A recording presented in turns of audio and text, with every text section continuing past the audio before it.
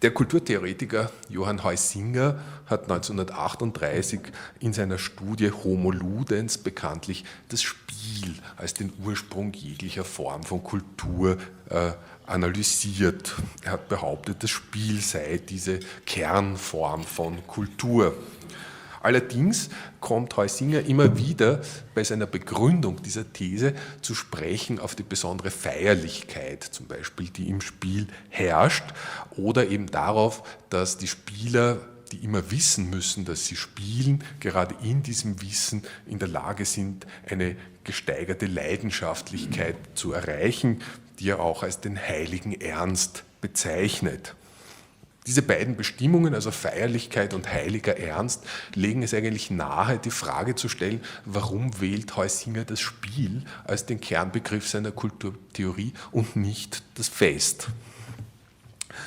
Alle Spiele sind ja offenbar nach Huizinga so feierlich und von heiligem Ernst geprägt und umgekehrt, da das Spiel der Ursprung jeglicher Kultur ist, sind dann offenbar auch alle Feste Spiele. Wenn man versucht, eine Begründung für diese Wahl Huizingers zu geben, dann kann man, glaube ich, sagen, dass das Spiel etwas sichtbar macht, also der Gebrauch des Spielbegriffs, etwas sichtbar macht, was für den Zusammenhang entscheidend ist, der Huizinga interessiert. Huizinga stellt fest, dass dem Spiel immer eine ganz spezifische Illusion innewohnt, ein ganz bestimmtes Als-Ob. Das Spiel Ludus beinhaltet eine Illusion, Einspielung könnte man auf Deutsch sagen. Mit dieser Bemerkung sozusagen trifft sich Huizinga fast wörtlich mit der Theorie des Psychoanalytikers Octave Manoni in seinem Aufsatz Je sais bien mais quand même über die Illusion. Huizinga wie Manoni sind auf eine Spur gestoßen, die kulturtheoretisch höchst interessant ist, nämlich, dass es Illusionen gibt, die niemandes Illusionen sind. Niemand muss das glauben. Wir können sogar spekulieren und sagen, dass Illusionen irgendwann geglaubt werden, ist vielleicht ein spätes, nicht notwendigerweise auftretendes Resultat der Kulturentwicklung. Huizinga ist hier hellsichtig und betont das immer wieder, sowohl in Bezug auf die sogenannten Wilden, als auch zum Beispiel in Bezug auf Kinder, sagt Huizinga, die glauben das nicht wirklich, was sie da spielen. In Bezug auf die sogenannten Wilden befindet Huizinga sich hier auf der Höhe der Argumente Ludwig Wittgensteins, die einige Jahre zuvor gegen Fraser ins Treffen geführt wurden. In Bezug auf Kinder führt Huizinga das schöne Beispiel aus der Erfahrung eines Freundes an. Ein Vater kommt am Abend nach Hause, der kleine Sohn hat hier gerade mehrere Stühle in einer Reihe aufgestellt, um damit Eisenbahn zu spielen. Er sitzt vorne und ist quasi die Lokomotive.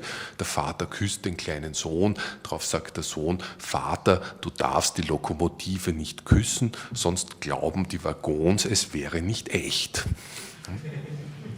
Also es ist nicht das Kind, das auf die Illusion hereinfällt, sondern er täuscht sozusagen die Waggons, was eine scharfsinnige, aber auch rätselhafte Erklärung für diesen Vorgang ist.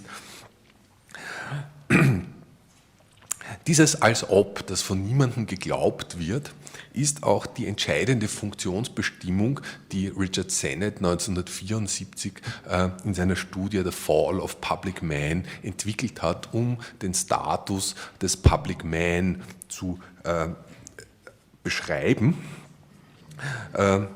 Sennett stellt fest, dass europäische Zivilisationen etwa seit der Renaissance eine fundamentale Trennung entwickelt haben zwischen der privaten Person und der öffentlichen Rolle, die man spielt, wenn man sich in einen größeren, nicht ausschließlich privaten Zusammenhang begibt.